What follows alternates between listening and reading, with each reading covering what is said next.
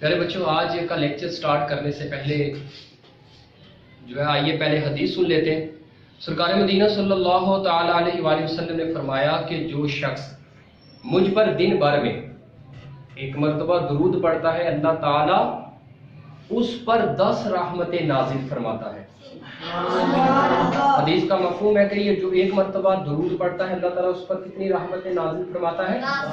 10 रहमतें। तो प्यारे बच्चों, नियत करें कि इंशाअल्लाह हम अपने आप प्यारे प्यारे सुने सुने आका पर कसरत के साथ दुरूद शरीफ पढ़ा करेंगे इंशाअल्लाह।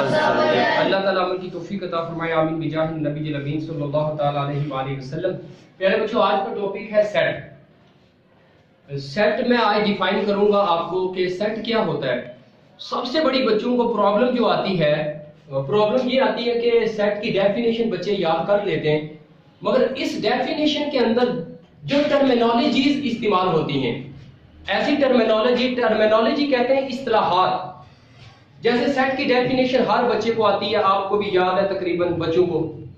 आपने ये डेफिनेशन आपने मुझे खुद लिखवाई कि a collection of well defined and distinct objects या things is called a set is called a set। यानी सेट क्या है? सेट है कलेक्शन, मजमुआ किस चीज का? वेल डिफाइंड, जिसकी तारीफ की जा सके, जिसकी आप तारीफ कर सके। वेल डिफाइंड एंड डिस्टिंक्ट, जो वाजिया हो, क्लियर हो, वाजिया चीज हो, उसको क्या कहते हैं? डिस्टिंक्ट, साफ चीज हो। Objects is called a set. हम यहां एग्जांपल ले लेते हैं। आप देख रहे होंगे हमने इस्तेमाल किया a capital letter of English alphabet, साथ उसके हमने ब्रेसिस लिए या पैरेंथेसिस लिए? ब्रैकेट्स कौन सी लिए हमने? ब्रेसिस। कौन सी? इसको मिडिल ब्रैकेट भी कहते हैं, इसको हम कर्ली ब्रैकेट भी कहते हैं, कर्ली ब्रैकेट। तो ये वाली ब्रैकेट आपने सेट के लिए यूज करनी है ना। यहां आप पैरेंथेसिस लगा सकते हैं, जिसको कर्व्ड ब्रैकेट कहते हैं। जो स्मॉल ब्रैकेट है वो इस्तेमाल कर सकते हैं नहीं। जैसे बात बच्चे ये वाली ब्रैकेट इस्तेमाल करते हैं, ये पैरेंथेसिस है, ये वाली ब्रैकेट इस्तेमाल कर सकते हैं सेट के लिए नहीं। इसको स्मॉल ब्रैकेट भी कहते हैं और इसको कर्व्ड ब्रैकेट भी कहते हैं। हमने कौन सी ब्रैकेट इस्तेमाल करनी है? ये वाली। इसका नाम क्या है? ब्रेसिस। और दूसरा नाम है इसका कर्ली ब्रैकेट। क्या नाम है? Curly bracket. यानी हम यहाँ पे कर्ली ब्रैकेट इस्तेमाल करेंगे और हर एक डिजिट के बाद, हर नंबर के बाद हमने कॉमास लगाना है। इसके अंदर हमने पुट करना है कॉमास, यानी कॉमा उनके दरमियान लगाएंगे हर नंबर को जुदा करने के लिए। ये बात क्लियर होगी। और जब भी सेट को रिप्रेजेंट करना है तो वो आपने capital letter of English alphabet, English alphabet के कैपिटल लेटर्स यूज करने हैं। बाज बच्चे यहां ये गलती कर लेते हैं, इसको ऐसे डिनोट करते हैं 1 2 3 4 5। यहां बच्चे ये इस तरह ये small letter of English alphabet लिखते हैं। ये सेट को रिप्रेजेंट करने का तरीका नहीं है, ये एक्यूरेट इसका तरीका है सेट को रिप्रेजेंट करने का। अब दो जो मैं टर्मिनोलॉजी आपको समझाना चाहता हूं वो है वेल डिफाइंड एंड डिस्टिंक्ट। ये क्या है वेल डिफाइंड एंड डिस्टिंक्ट? इसको आप समझे, इसकी मैं एग्जांपल भी साथ आपको दूंगा। वेल डिफाइंड मीन, कोई बच्चा एग्जांपल देगा डेली लाइफ में वेल डिफाइंड वाला कोई सेट बता दे जो वेल डिफाइंड हो। कोई बच्चा बताना चाहे, कोई बच्चा बताना चाहे well defined set, T set जैसे इसकी तारीफ। वेरी गुड, इस बच्चे ने बताया टी सेट। जैसे आप डेली लाइफ में टी सेट लेते हैं तो टी सेट के अंदर क्या है?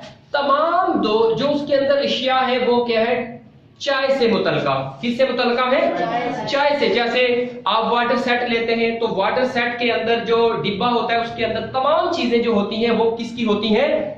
पानी पीने के मुतालिक एक जग होता है, 6 ग्लासेस या 12 ग्लासेस होते हैं। तो ये सेट है, वेल डिफाइंड है। अब ये ऐसा नहीं है गिलास जो वाटर शामिल कर दे, आप ये चीजें शामिल करें तो ऐसा इसको वेल डिफाइंड नहीं कहते। यानी वेल डिफाइंड का मतलब है अगर काउंटिंग नंबर है तो सारे काउंटिंग नंबर हो, अगर अगर काउंटिंग नंबर है सारे काउंटिंग नंबर, अगर स्मॉल इंग्लिश अल्फाबेट है तो तमाम स्मॉल इंग्लिश अल्फाबेट हो। अगर आपने सेट वेजिटेबल्स का लिया तो सारी क्या होनी चाहिए, वेजिटेबल्स। अगर आपने फ्रूट्स का सेट लिया तो सारे फ्रूट्स होने चाहिए। और अगर आपने यहां पर कोई ऐसी चीज ली है, जैसे आपके पास अभी ये बच्चे ने एग्जांपल दी है टी सेट की, वाटर सेट की, तो आप एक ही चीज लिखेंगे तब इसको हम वेल डिफाइंड बोलेंगे। ओके, आप इस चीज को समझ गए, इस पॉइंट को, वेल डिफाइंड को। आगे डिस्टिंक्ट। आगे क्या है, डिस्टिंक्ट। डिस्टिंक्ट का मतलब क्या है, डिस्टिंक्ट का मतलब है कि क्लियर होना चाहिए सेट, ऐसे नहीं होना चाहिए। बात बच्चे देखें, रेपिटेशन नहीं होनी चाहिए सेट के अंदर। मैं एक सेट लेता हूं 1 2 1, पहले बच्चों ये सेट है 2। अब देखिए ये डिस्टिंक्ट नहीं है, क्लियर नहीं है, 2 बार रिपीट हो चुका है 1। अब हम इसको एक बार काउंट करेंगे, 1 को एक बार ही लिखेंगे। ये सेट नहीं है क्योंकि ये डिस्टिंक्ट नहीं है, ये वाज़ेह नहीं है, इसलिए ये सेट नहीं। वेल डिफाइंड में बहुत चीजें ऐसी आ जाती हैं, जैसे वेल डिफाइंड की एग्जांपल भी आप देख लें। एक मिसाल ले लेते 1 2। अब देखें ये वेल डिफाइंड नहीं, क्यों नहीं वेल डिफाइंड, इसमें अल्फाबेट और काउंटिंग जी इसमें अल्फाबेट और काउंटिंग दोनों मिक्स हो चुके हैं, इसलिए ये वेल डिफाइंड नहीं है। जैसे हम ले लेते हैं बात, हम लिखते हैं naughty boys in over street.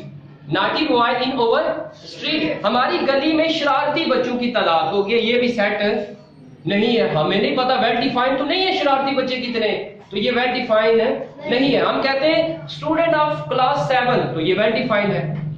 हम सिर्फ कहते हैं just students, set of students, तो ये सेट नहीं, कि कौन से स्टूडेंट, किस क्लास के स्टूडेंट। तो प्यारे बच्चों, आज का आपका ये लेक्चर था।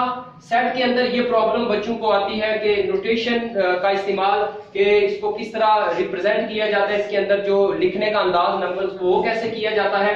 डिस्टिंक्ट और वेल डिफाइंड का आपको मुख्तसर वक्त में ये चीजें बताई। तो अल्लाह ताला से दुआ है कि अल्लाह ताला हमें हर टॉपिक को समझने की तौफीक अता फरमाए। आमीन बिजाह हिंद नबी अमीन सल्लल्लाहु तआला अलैहि वसल्लम।